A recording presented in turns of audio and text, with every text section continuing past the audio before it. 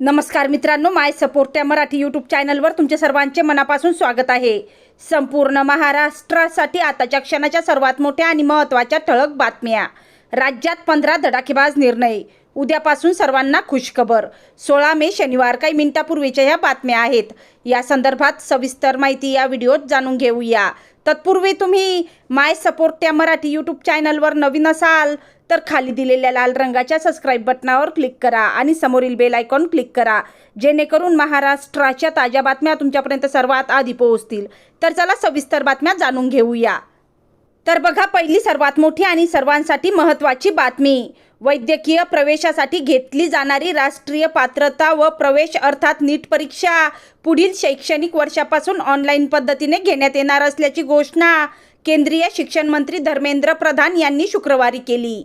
यंदाच्या नीट पदवीपूर्व परीक्षेचा प्रश्नसंच फुटल्याचे सरकारने मान्य केले असून त्यामुळे परीक्षा रद्द करून फेरपरीक्षा 21 जून रोजी घेणार असल्याचे देखील त्यांनी यावेळी सांगितले आहे। त्यानंतरची सर्वात मोठी आणि महत्त्वाची बातमी बघा।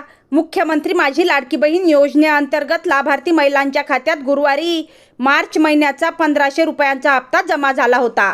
त्यानंतर शुक्रवारी अनेक महिलांच्या खात्यात एप्रिल महिन्याचे आणखी 1500 रुपये जमा झाल्याचे संदेश प्राप्त झाले आहेत। त्यामुळे सलग 2 दिवसात महिलांच्या खात्यात 3000 रुपये वर्ग करण्यात आले आहेत।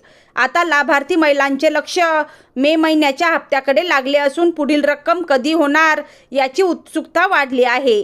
गेल्या 2 दिवसात तब्बल 3000 रुपये जमा झाल्याने लाभार्थींना मोठा दिलासा मिळाला आहे। त्यानंतरची सर्वात मोठी आणि महत्त्वाची बातमी बघा।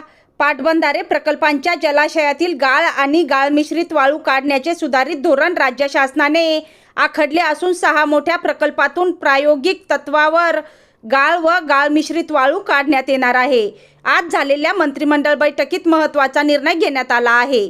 तसेच मृदा व जलसंधारण विभागाचा सुधारित आकृतिबंध निश्चित करण्यात आला असून राज्यातील सुमारे 8767 पदांना मान्यता देण्यात आली आहे। राज्य मंत्रिमंडळाची बैठक मुख्यमंत्री देवेंद्र फडणवीस यांच्या अध्यक्षतेखाली संपन्न झाली। या बैठकीत जलसंपदा, नियोजन, सामान्य प्रशासन, इतर मागास, बहुजन कल्याण, मराठी भाषा विभाग, सार्वजनिक बांधकाम, मृदा आणि जलसंधारण, सामाजिक न्याय व विशेष सहाय्य विभाग, आदिवासी विकास विभाग, पणन विभाग, महसूल, नोंदणी व मुद्रांक शुल्क अशा विभागांचे निर्णय घेण्यात आले। त्यानंतरची सर्वात मोठी आणि महत्त्वाची बातमी बघा। पंढरपूरचा विठ्ठल म्हणजे महाराष्ट्रातील करोडो भाविकांचे आराध्य दैवत। विठुरायाच्या दर्शनासाठी राज्याच्या कानाकोपऱ्यातून भाविक भक्तांची पावले पंढरपुराच्या दिशेने जात असतात। जणू आपल्या लाडक्या विठुरायाच्या दर्शनासाठी भक्त आतुरलेले असतात। आता याच विठ्ठल भक्तांसाठी मोठी आनंदाची बातमी आणि दिलासादायक बातमी समोर येत आहे। पंढरपूर कॉरिडॉर प्रकल्पाला राज्याच्या सर्वोच्च समितीकडून मंजुरी मिळाली असून या महत्त्वाकांक्षी प्रकल्पामुळे वारी दरम्यान विठ्ठल रुक्मिणी दर्शनासाठी लागणारा वेळ मोठ्या प्रमाणात कमी होणार आहे। भविष्यात गर्दी काळातही भाविकांना अवघ्या 6 ते 7 तासात विठुरायाचे दर्शन घेणे शक्य होणार असल्याची माहिती प्रशासनाने दिली आहे। श्री विठ्ठल रुक्मिणी मंदिर हे महाराष्ट्रातील सर्वात महत्त्वाचे तीर्थक्षेत्र मानले जाते। विशेषतः आषाढी आणि कार्तिकी वारीत लाखो भाविक महाराष्ट्रासह कर्नाटक आणि देशाच्या विविध भागातून येथे दर्शनासाठी येतात। मात्र प्रचंड गर्दीमुळे अनेकदा दर्शनासाठी भक्तांना 12 ते 15 तासाहून अधिक वाट बघावी लागते। नव्या कॉरिडॉरमुळे ही समस्या मोठ्या प्रमाणात कमी होण्याची अपेक्षा आहे। त्यानंतरची सर्वात मोठी आणि महत्त्वाची बातमी बघा। इंधन वाचवण्यासाठी सर्वोच्च न्यायालयाच्या न्यायाधीशांनी आपापसात कारपुलिंगला प्रोत्साहन देण्याचा निर्णय घेतला आहे। याचा अर्थ असा की न्यायाधीश आता गरजेनुसार एकाच वाहनातून एकत्र प्रवास करतील। या परिपत्रकात न्यायालयीन कर्मचाऱ्यांसंदर्भात एक महत्त्वाचा निर्णयाचाही समावेश आहे। आदेशानुसार सर्वोच्च न्यायालयाच्या प्रत्येक शाखा आणि विभागातील 50% कर्मचाऱ्यांना आठवड्यातून 2 दिवस घरून काम करण्याची परवानगी देण्यात आली आहे। न्यायालयाच्या कामकाजावर परिणाम होऊ नये यासाठी उर्वरित कर्मचाऱ्यांनी न्यायालयात उपस्थित राहणे अनिवार्य आहे।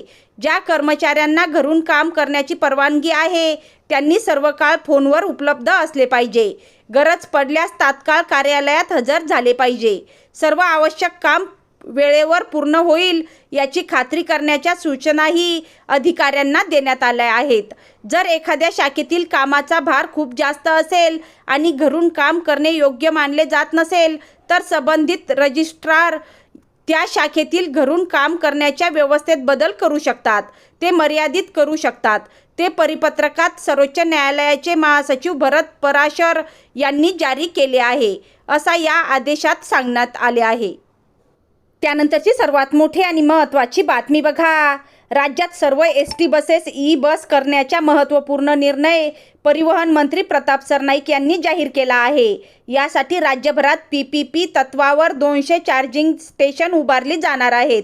राज्यात सध्या 111 एस.टीची आगारे आहेत, तर एस.टी गाड्यांची संख्या 19,000 आहेत.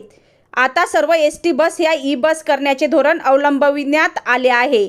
एस.टी महामंडळातील सर्व बसचे रूपांतर 2035 पर्यंत ई-बसमध्ये करण्याच्या दृष्टीने राज्य शासन आणि एस.टी महामंडळाकडून वेगाने प्रयत्न सुरू आहेत. या अनुषंगाने आवश्यक असलेल्या चार्जिंग सुविधांची उभारणी करण्यासाठी सार्वजनिक खाजगी भागीदारी तत्वावर राज्यभरात किमान 200 चार्जिंग स्टेशन उभारण्यात येणार असून यासाठी लवकरच निविदा प्रक्रिया राबविण्यात येणार आहेत, अशी माहिती परिवहन मंत्री प्रताप सरनाईक यांनी दिली. त्यानंतरची सर्वात मोठी आणि महत्त्वाची बातमी बघा. पंतप्रधान नरेंद्र मोदी यांच्या नेतृत्वाखाली महाराष्ट्राने प्रधानमंत्री आवास योजनेत विक्रमी कामगिरी केली असून एका वर्षात तब्बल 5 लाख घरे पूर्ण करून लाभार्थ्यांना चाव्याचे वितरण करण्यात आलं. पुढील वर्षी आणखी 15 लाख घरांचे वितरण करण्याचे उद्दिष्ट राज्य सरकारने ठेवलं असल्याची माहिती मुख्यमंत्री देवेंद्र फडणवीस यांनी दिली आहे. त्यानंतरची सर्वात मोठी आणि महत्त्वाची बातमी बघा. महाराष्ट्र राज्य माध्यमिक व उच्च माध्यमिक शिक्षण मंडळातर्फे विद्यार्थ्यांच्या निकालाच्या गुणपत्रिकांची आणि प्रमाणपत्रांची माहिती आतापर्यंत त्रयस्थ संस्थांकडे जतन केली जात होती, परंतु संबंधित माहिती साठविण्यासाठी राज्य मंडळ स्वतंत्र डेटा सेंटर उभारणार आहे. या माध्यमातून 1965 सालापासून आतापर्यंत परीक्षा दिलेल्या 10वी-12वीच्या विद्यार्थ्यांच्या माहितीचे जतन होणार असल्याचे स्पष्ट झाले आहे. त्यानंतरची सर्वात मोठी आणि महत्त्वाची बातमी बघा. आधी दूध, मग CNG आणि आता पेट्रोल डिझेलची मोठी दरवाढ झाली आहे. डिझेल दरवाढीमुळे सुमारे 125 कोटींचा अतिरिक्त भार एस.टी महामंडळावर येणार आहे. त्यामुळे आता एस.टी बस तिकीट दरातही वाढ होणार का, याबाबत चर्चा सुरू असताना मंत्री प्रताप सरनाईक यांनी मोठे संकेत दिले आहेत. पंतप्रधान नरेंद्र मोदी यांचे आवाहन आणि मुख्यमंत्री देवेंद्र फडणवीस यांच्या सूचनेनुसार प्रताप सरनाईक यांनी ऑनलाईन बैठका घेतल्याची माहिती मिळाली आहे. माध्यमांशी बोलताना प्रताप सरनाईक म्हणाले की काही निर्णय हे कटू असले तरी ते आता घ्यावे लागतील. महागाई अशा पद्धतीने वाढत राहिली तर महामंडळ टिकविण्यासाठी काही निर्णय आम्हाला घ्यावेच लागतील. 1 लाख कामगारांचा पगार द्यायचा आहे. महामंडळाच्या सुविधाही सुरू राहायला हव्यात. 14,250 बस रस्त्यावर धावतात, असे प्रताप सरनाईक यांनी म्हटले आहे. त्यानंतर बघा, ग्रामीण भागातील जिल्हा परिषद शाळांमधील स्वच्छता, दैनंदिन व्यवस्थापन आणि पूरक कामकाजाच्या वाढत्या समस्यांच्या पार्श्वभूमीवर पुणे जिल्हा परिषद प्रशासनाने महत्त्वाचा निर्णय घेतला आहे. जिल्ह्यातील सर्व ग्रामपंचायतींना त्यांच्या कार्यक्षेत्रातील जिल्हा परिषद शाळांमध्ये शिपाई पदाची आवश्यकता तपासून तातडीने कार्यवाही करावी, असे आदेश जिल्हा परिषदेचे मुख्य कार्यकारी अधिकारी गजानन पाटील यांनी दिले आहेत.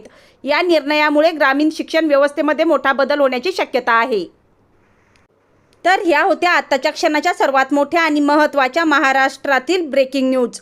तुम्हाला जर हा व्हिडिओ आवडला असेल किंवा माहितीपूर्ण वाटला असेल तर कृपया हा व्हिडिओ आपल्या मित्रपरिवारामध्ये शेअर करा. आणि हो, माय सपोर्ट या मराठी यूट्यूब चॅनलला सबस्क्राईब करायला विसरू नका.